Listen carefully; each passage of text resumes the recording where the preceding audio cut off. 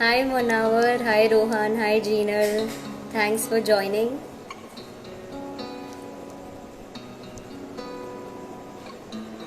We'll wait a little while for some other people to join in, and then we'll start today's conversation. Hi Brinda, thanks for joining today.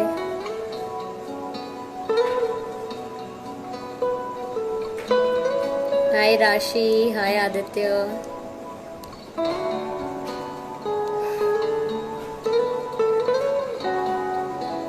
Thank you Brinda. Right.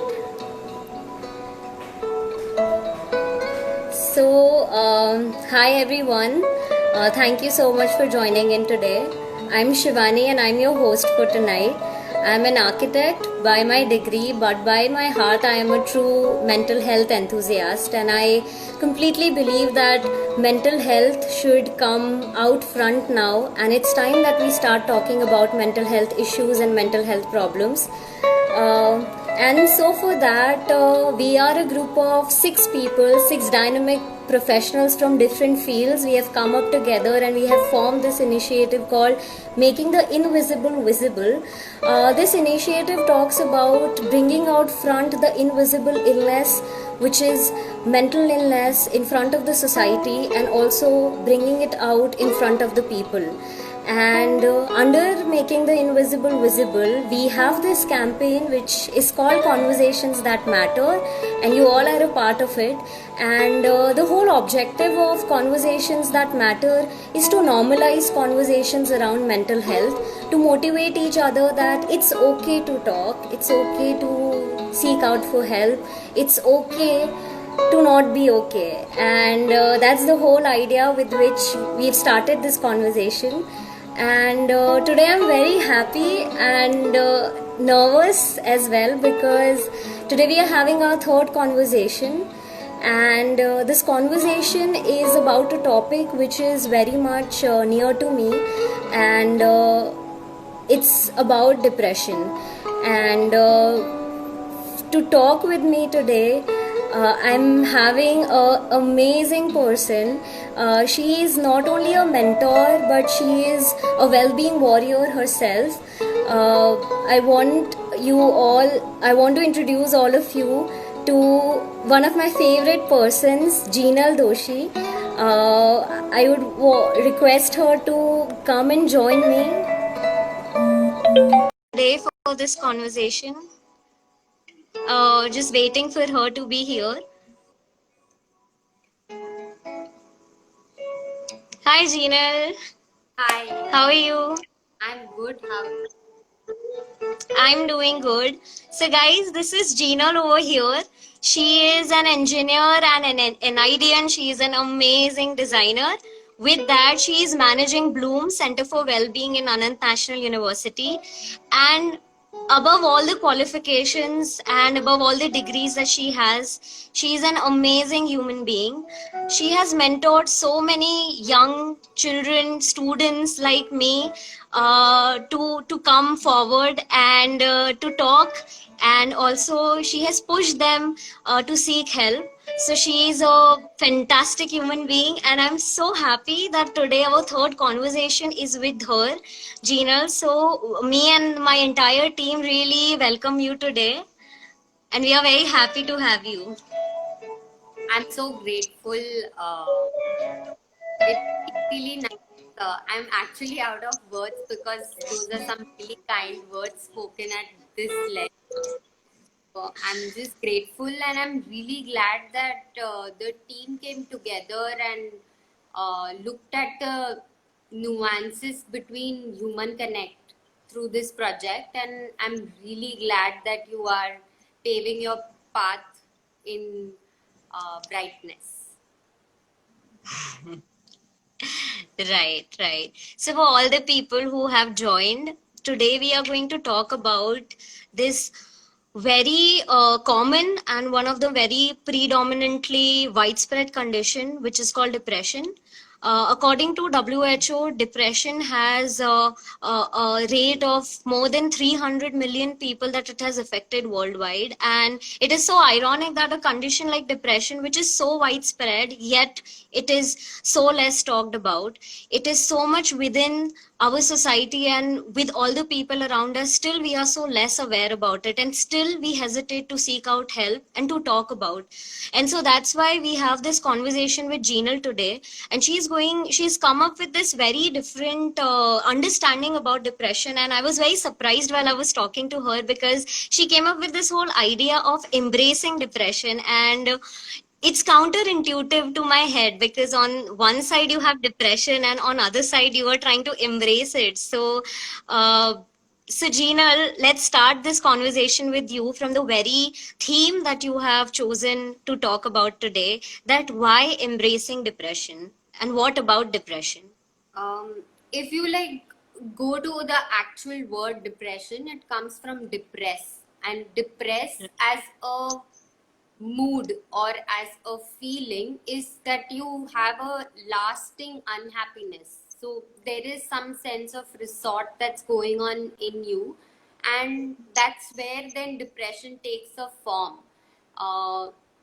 And it's very natural because of the world going closer and closer, that uh, many people are now impacted by this. And one has to just realize that if you are in this state, it has become a part of your whole. And that's what the word embrace means, which is Right. it's like taking in or including the part as a whole, and then moving forward, how do you want to go around finding your happiness. So like when I was changing spaces or evolving from who I am, that's also called embracing, right? Your growth. So Right. that's how depression fell as one phase in my life. And that's where I thought that this could be the theme, right? Like it's not something exterior that I'm talking about, it's me at the end. Right, right.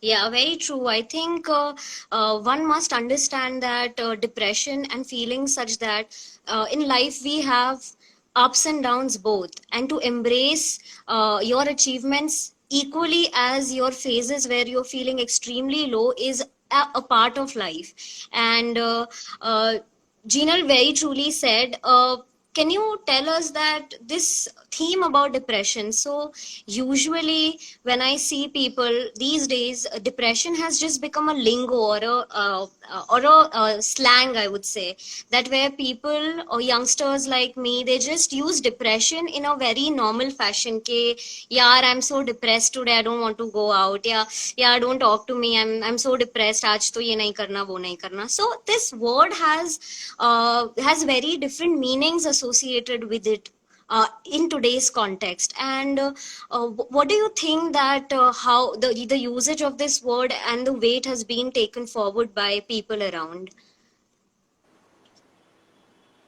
So, something that I feel is that depression as a feeling, it's like constituted of a lot of things happening simultaneously, but there's a very thin line between knowing that you're depressed and not knowing when you are depressed.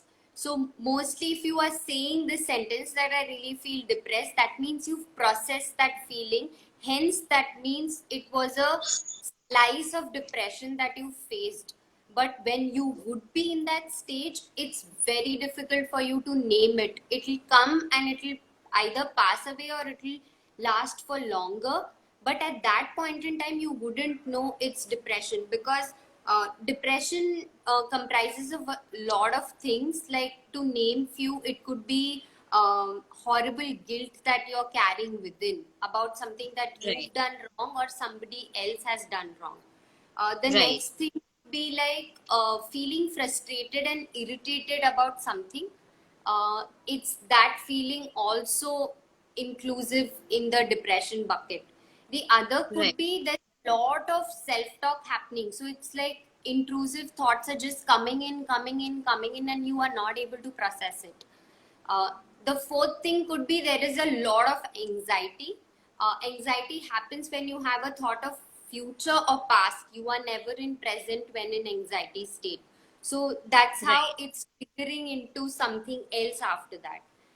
The other reason could be isolation. Like I'm sure the cases for depression have gone much more above since the time lockdown has started, because isolation is one of the triggers for it.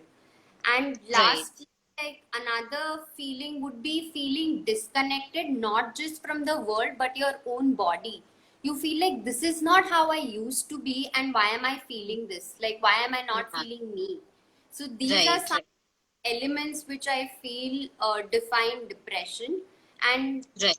if you are next time using of slangs, make sure that you've checked these boxes and then you use it, because sometimes it could give a wrong notion to the person on the other end, or maybe a sense of being there for you much more than it's required, which could again create problems. So, Right. like, Oh, Shivani, could you tell me how has been your experience on this front, that people just use depression as one form of uh, a cover as well, as in um, like it's a yeah. mental illness which is difficult to define, and how are people so easily able to define is my question to you. Right, right. Yeah, so I'll tell you an incident, and before that I speak, I think there are so many questions already coming up, and Joseph has put in a lot of questions right from the start. So Joseph, I would request you just hold on till I finish this, and we'll take up your questions. And even Dia has come up with one question. So Dia, I'll just request you to hold on for a while, and we'll pick up all your questions one by one. So on what Gina, you were asking me about this usage of word, and it being such a difficult condition, and then how are we so easily able to talk about it? Uh, what in my opinion, I'll tell you an incident that happened in my class. So we were playing a game in which we had to, so one person had to speak out all the emotions, and you have to react to those emotions in the way you walk. So if the person says happy, everyone is around walking happily. If the person says excited, everyone is excited. And in that whole process, the person said depress, and it was about feelings. So the whole game was about feelings, and the person said depressed. And at that made me feel that there is so much people don't really know that depression is not a feeling, as opposed to a depression as a condition. So people confuse prolonged sadness with depression, and now it has become so interchangeably as a term that when you feel sad, or you have these extreme feelings of irritation and sadness for a prolonged period of time due to some overlaying condition, you automatically classify it by your own self, saying, oh, I am depressed. But then I Right. want to highlight this fact that depression is a condition, and it is different from feeling sad. Right. So that's how I would like to. So, Gina, do you want to pick up some questions before we move further? Because it's getting difficult for me to keep a track. Sure, sure. Uh, jo- Joseph has this one question, that do we ever hold on to depression because it's become a part of us? It only depends on how long do you want to embrace it. So that means there could be two cycles. One is you realize, you act, then you process, and then you term it. But it's still a part of you, because those experiences are never going to be traded with anything. The other front is, after you've realized, when you've got the awareness, what do you do? If you just stay uh, making it an excuse in life, then I'm not sure how it's going to pan out. Whether it would be just a part of yourself or it becomes self, I'm not really sure. So these would be two experiences that I feel would come based on your intuitive choice that you make after the awareness is out. Right, yeah. Finally, it all comes to the choices that we make. Joseph has another follow-up questions, and he is asking what could be the tangible and intangible signs of depression? I think Jinal in the starting talked about the signs of depression already, but if Jinal, you want to add a little bit more to that question, we can. Yeah. So, like, I'll just add a few lines. When you actually talk about tangible and intangible aspects, it could be starting from non-verbal communication, even like a fraction of expression, like this raised eyebrow means I'm curious, right? So, in that sense, even your non-verbal communication through facial expression could be included as a tangible way of expressing it. Intangible ways could be that you are bearing that smile that I'm doing okay, but I'm not. It's like the friend on the other side of the text writing so many things, deleting it, and just replying, yeah, I'm fine. So Right. I think that's how I would bucket it as tangible and intangible aspects. Actions would be your tangible outputs or inputs, and your intangibles would be what you feel within. Like it could be feeling sad, cranky, crying, irritable, angry. These would be intangible elements of depression. Throwing things around would be included as a tangible sign of depression. Like, yeah. Right, right. So brings us to one of the another question that I would want to pick up before we move on. And Dia Rajput, hi Dia, thanks for coming. And she is asking this question, that is, excessive crying for no reason can also be a part of depression. Yes, of course it can be. Like you remember the point where I had said there is a lot of intrusive thought that keeps happening. So you are playing, replaying the same thought or query that you've put yourself under, and that could lead to an way of expression which is in the form of crime. So yes, it can be. It very much can Right. be. Right. So moving on, Jinal, that I wanted to ask you since the very beginning, that depression is a kind of, or depression, or you can say any mental health condition is so much stigmatized these days that coming out front, and that too on a me platform like this, and speaking about your life, it's a very, I think it's a brave thing that one can do, and you have taken that brave step. So what motivated you sort of coming here and speaking about it to us? Um, First of all, what motivated me is somebody was putting this query out through conversations that matter as an initiative to normalize the entire aspect of having a stigma around mental health. And the secondary reason to be a part of this topic was because I have been through it. And even if how much ever I like would try to put it in words, but expressing that feeling is first hand. Like I can't put it into words what an experience that was, and how I had moved ahead seeking help from the people I thought are the right ones for me, and how I overcame it. Like there's a list of people whom I would want to thank in this journey. So Right. like I would rather want to ask, adding on to that, to Shivani, that like how did your journey begin? Where like how did people respond when you went through it, and how did you seek for help? Right. In my case, seeking for help was very difficult actually. And also, when you have this, there's this image versus what you really feel. And you have this image where you are this very strong person and people look up to you. And they really don't feel as if there's something that might go wrong to this person. And there's this image, and you always struggle with this image, that what people might think of you now that you are going through something which is as difficult as this.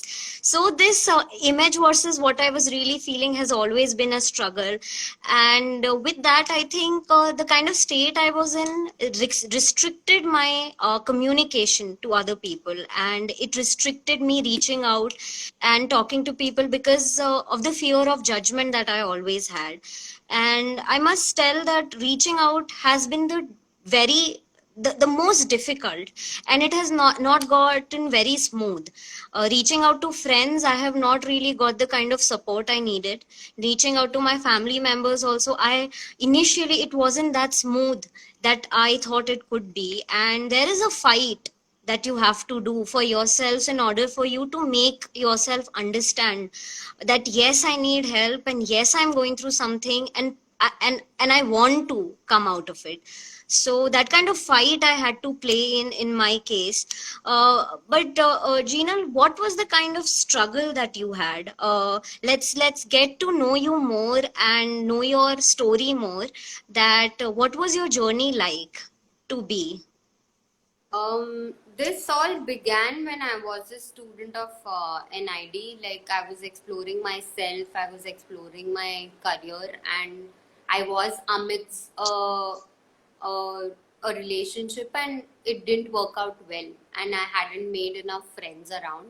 And like, if you actually also note, depression also roots from something called as dejection. So uh, like, I was dejected because I felt I was rejected, right? That's the trauma that got subsided. And like, the research also says that the rooting cause for depression is mostly about experiencing any kind of an abuse. It could be emotional, it could be physical, it could be sexual, but that becomes the major reason. After that, it could be loss or death of someone, it could be conflicts, it could be your journey towards identifying yourself. So these are some root causes for depression, and I was going through the first one, is which is like feeling rejected or having a trauma because of the emotional investment that I had done and wasn't reaping the same in return.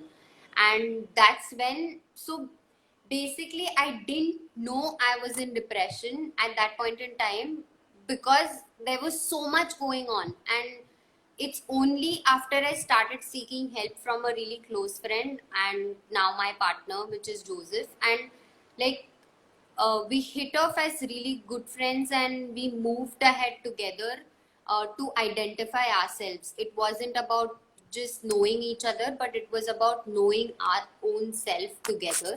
And that's how the journey to healing self began, because we hit off at the same point, talking about similar things and similar situations that we had faced in life, and that's how we became friends.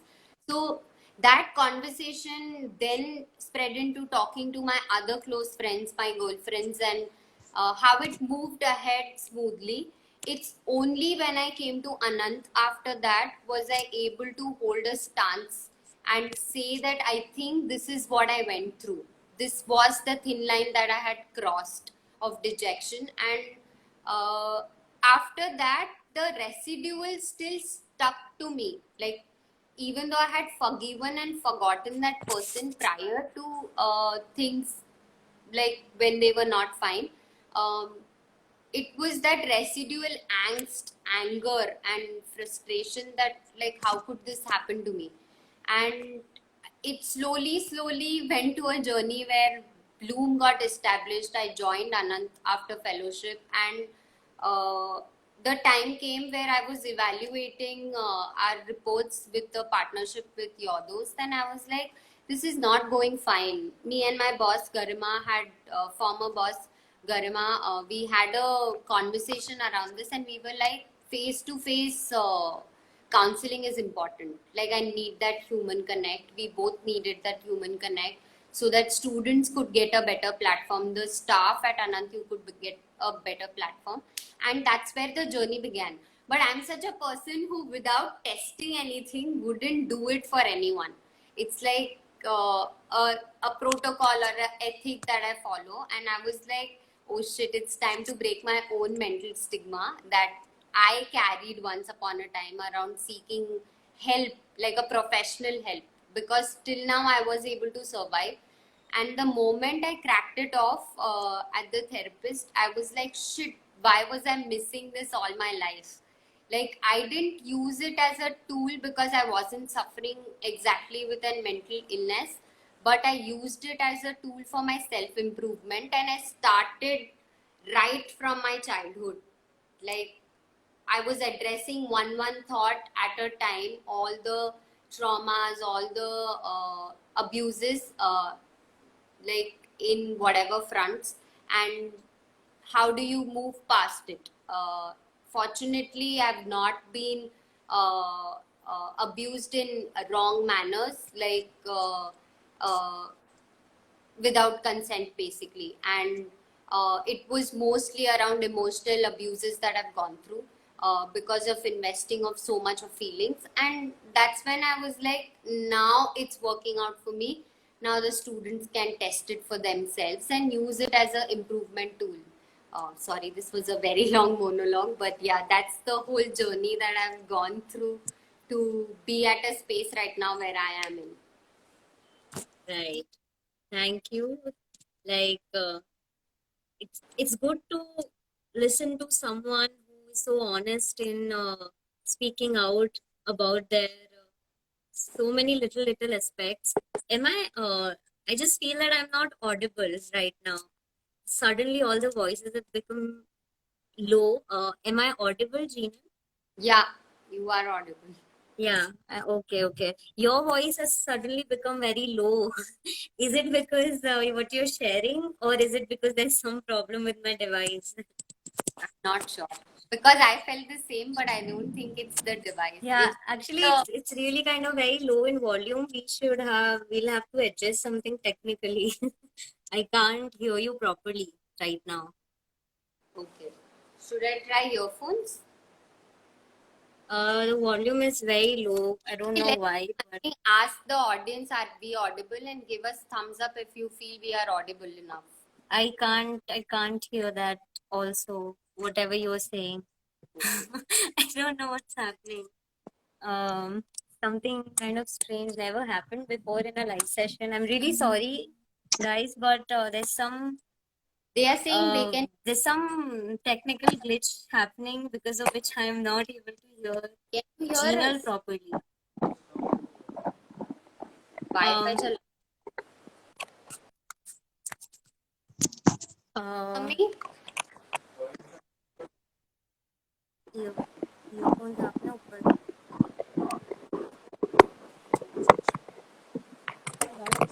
I'll just take a little bit of time because I think I don't know what's wrong. Now, is it better?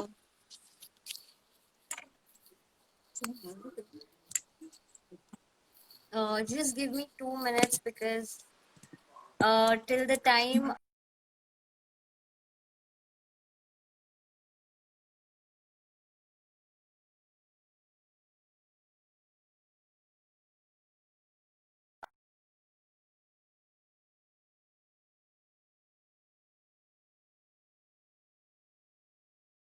Hello. Yeah, can you hear me? Jinal, okay, Sameer can hear Hello? both of us well. Yeah, now I can hear it. Okay. Okay, I'm really It's the sorry, technical everyone. glitch.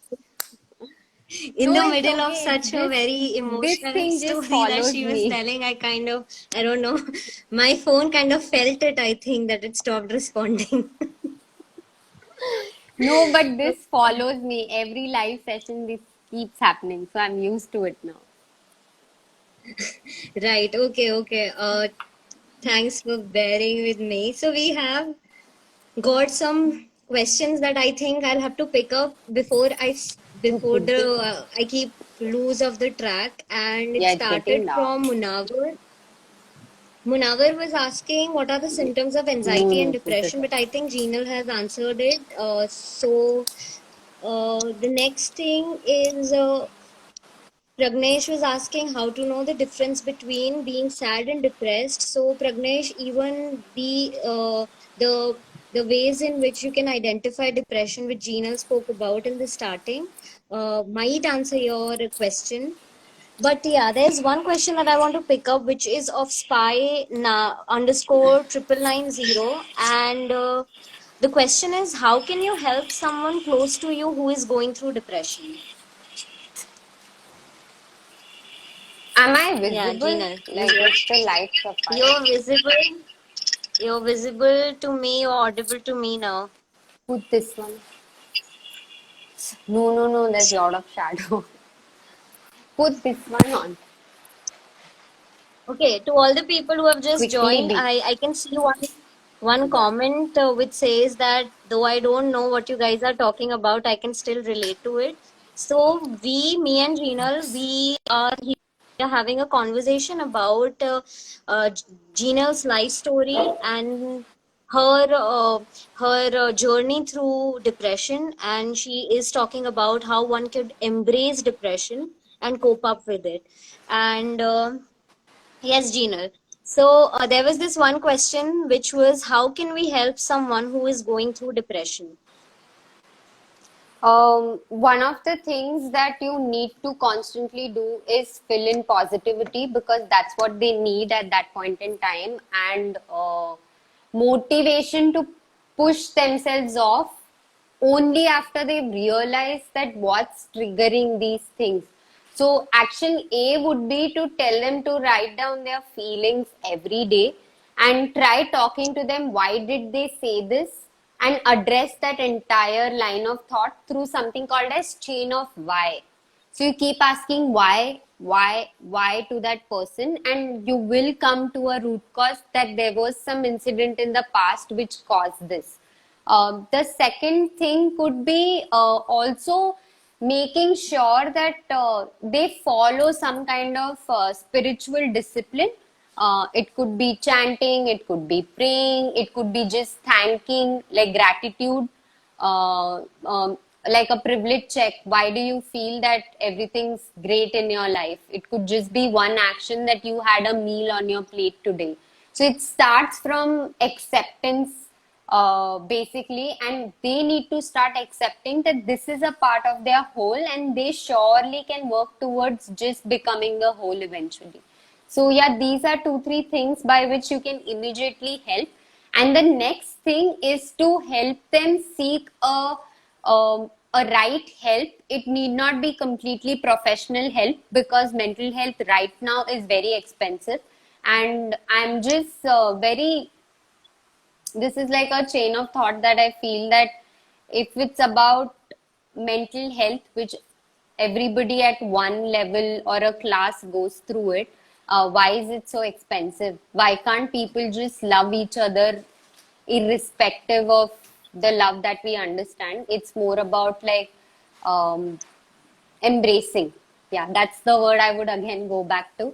So it's very important to like tell them to feel positive at all fronts in time. Right. Okay, right. And Jinal, so you were in your starting of the conversation also, you said that there will be a lot of people that you would want to thank and who supported Right. you in your journey. And here there is one comment which is by Dia, and she's saying that she had a lot of issues when it came to asking for help.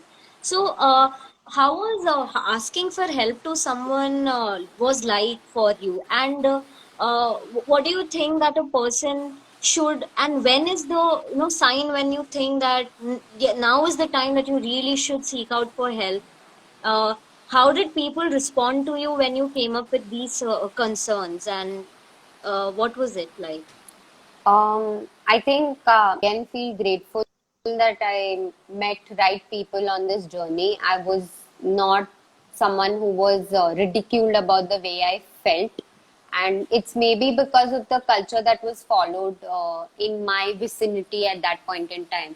I immediately, like, if I have to say, since like uh, my mom has been one of the persons who I talk openly about anything and everything.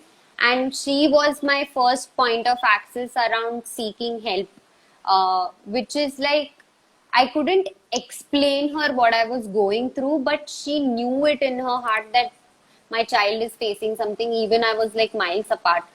That's when you have that checkpoint that okay, my mom's not feeling, I'm me, so I'm definitely sure something's wrong with me, and that was one of the trigger points. And the next points were like chain of actions that happened one after the other. Was seeking support from a friend, then moving towards a partner, then moving towards uh, people who believe that mental health is okay. Like it's good to think about it, which would be my boss, Garima, and uh, like she's been a mentor on this journey with me, and it's only after that was I able to explore this entire bucket of seeking professional help. So it didn't happen ASAP. There was a lot of acceptance required from everyone in that chain, but it moved ahead quite smoothly, and I was able to like root out and say that yeah, I'm maybe needing this at this point in time, because if not now, then when? Yeah. Right. I think what Geenal is highlighting here, I can pick up two things which are very important for everyone who is into some condition, who is trying to seek help, but they are not getting the kind of support. The one thing that she said, which is very important, is to identifying the right kind of people. So there are all sorts of people around us. Some will be our well-wishers, some won't be, but not everyone understands mental health or everyone accepts mental health conditions. So one thing that she did, and that was to identify people who will, she knew that certainly would help us and she won't feel ridiculed. So for everyone who wants to, who are seeking that kind of help, you should know who are the kinds of people and not get disappointed with one or two people who turn you down. So you should identify people. And also the second thing that Geenal said is around acceptance.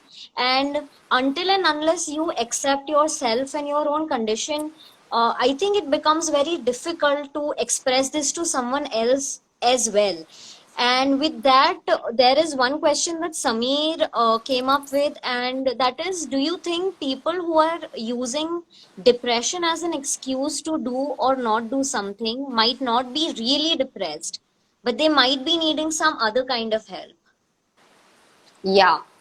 This again comes down to the same point that how aware are you of what are you going through? And that's the first exercise that anyone should do, is identify why of everything, and only after that see, like there's something called as consciousness, right, at the end of the day. And if somebody is going to use this an excuse, I'm paying for oneself that I should become this.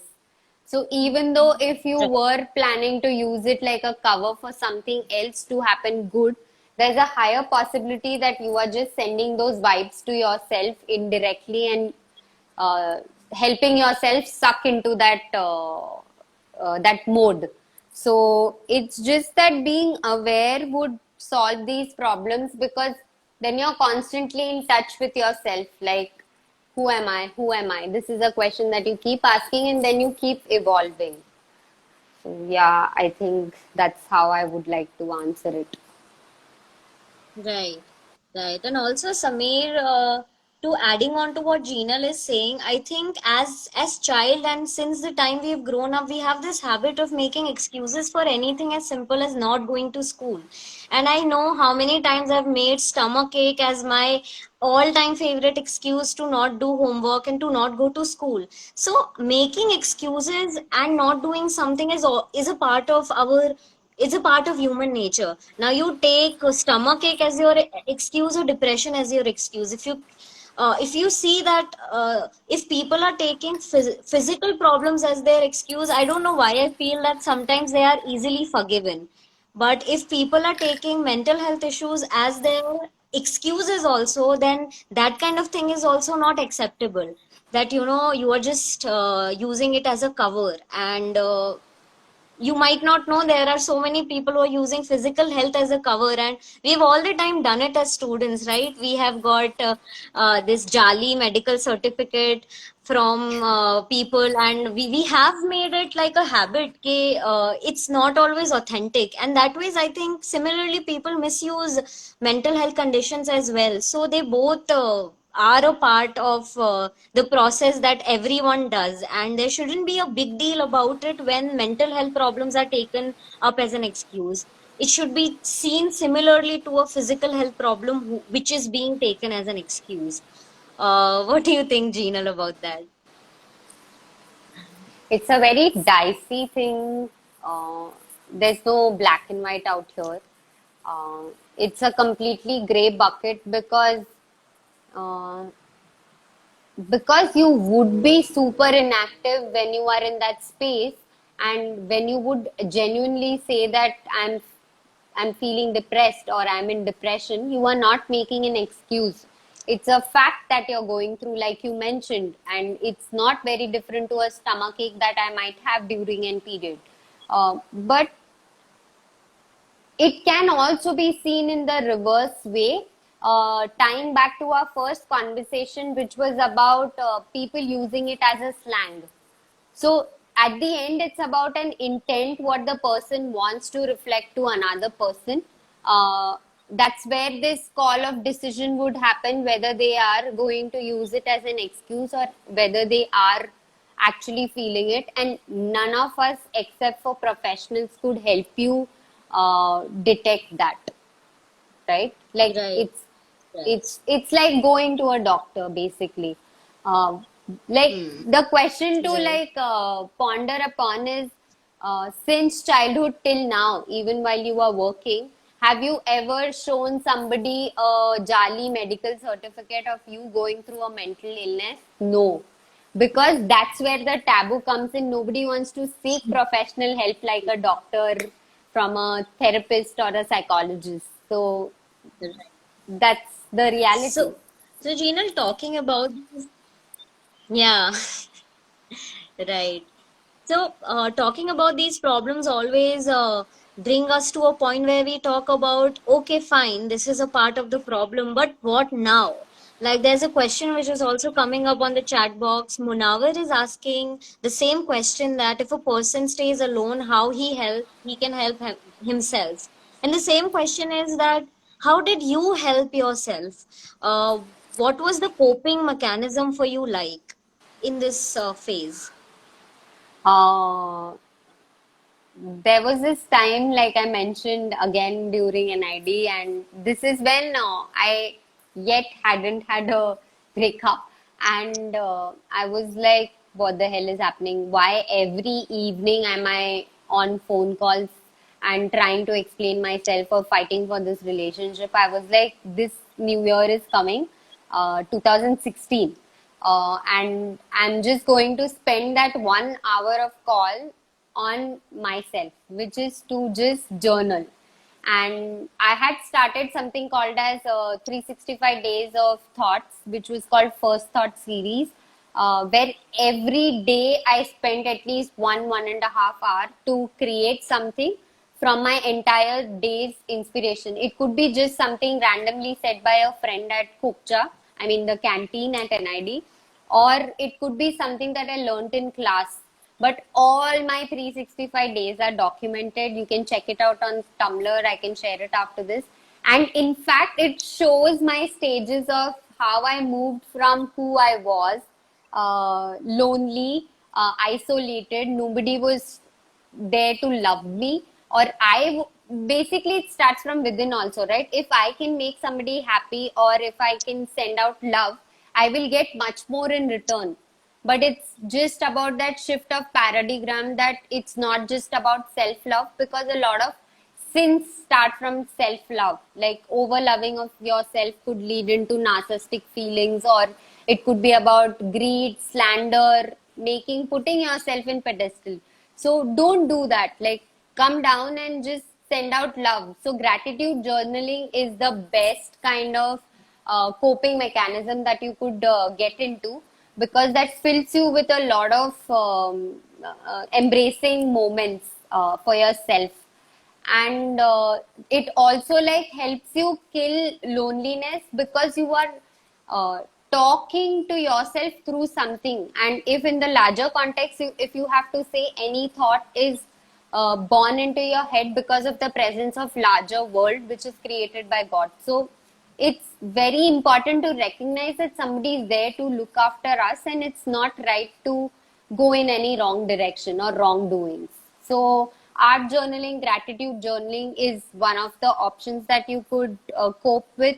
The other option is like for yourself, you define your why ladders, or you have a mood journal if you want. The other thing is a lot of people like gymming or sports as an activity. That's a great way of keeping your physical and mental energy together, because whatever your passion or hobby is, that's when you talk to yourself. So never leave that.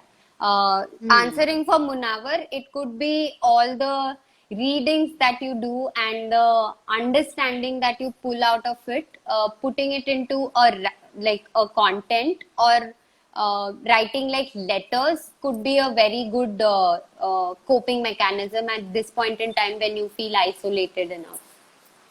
Right, right.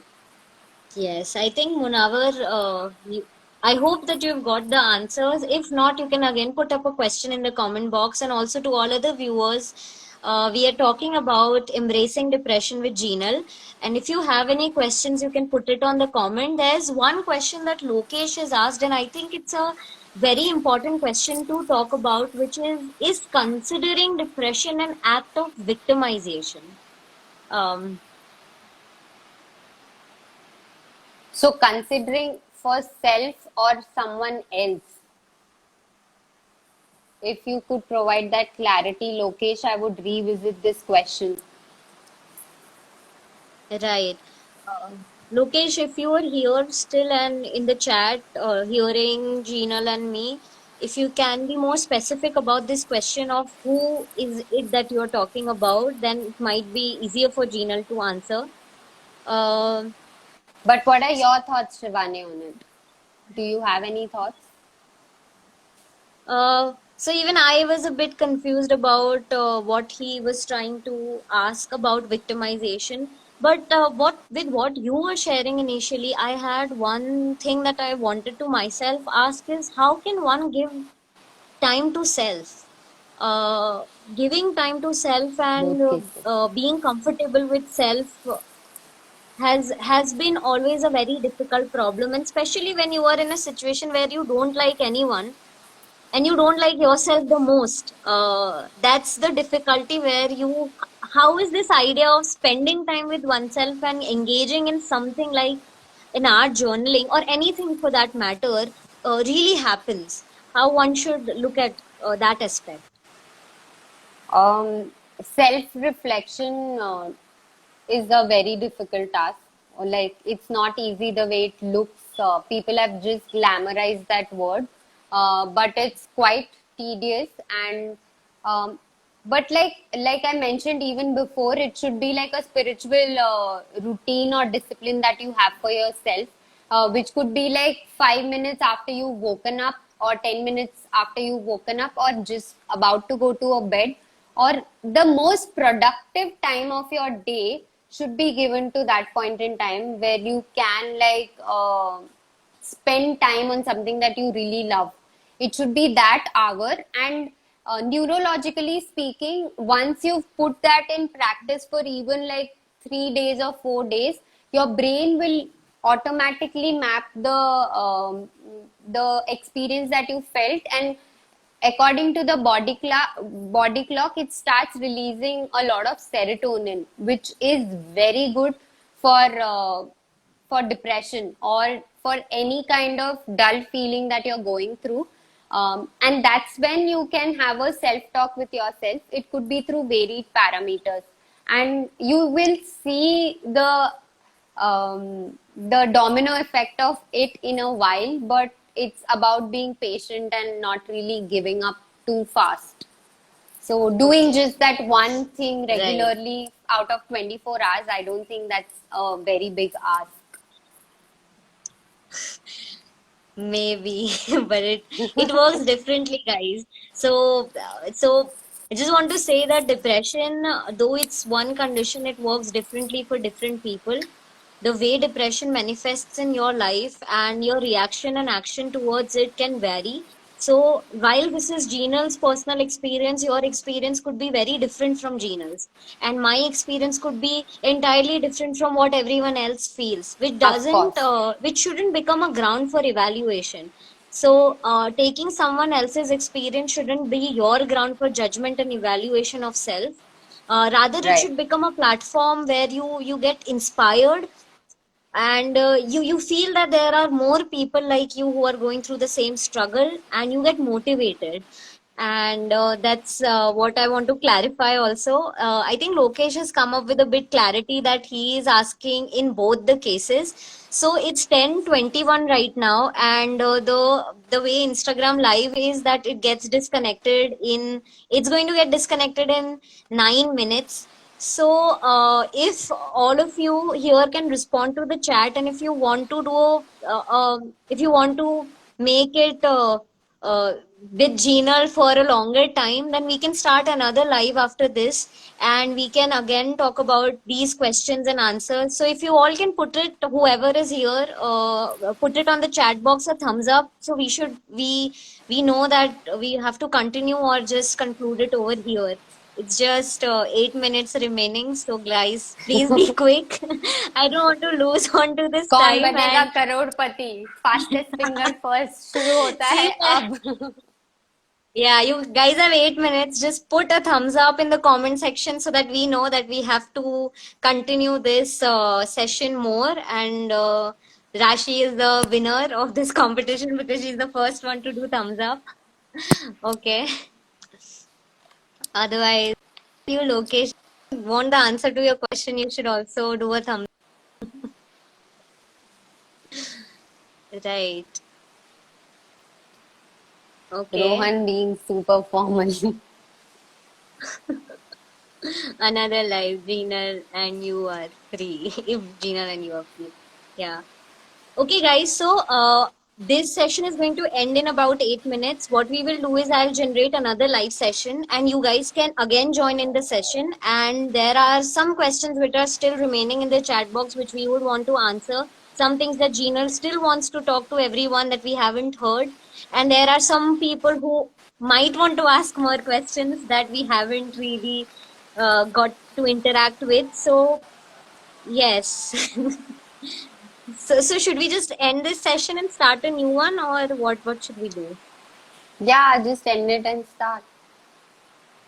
Right. Cool, guys. So I'm ending this session. All the people, I hope to see you back again in the next live. I'm just immediately generating another one. So be here. Bye bye. Part 1. Interval. Yeah, part one. Okay.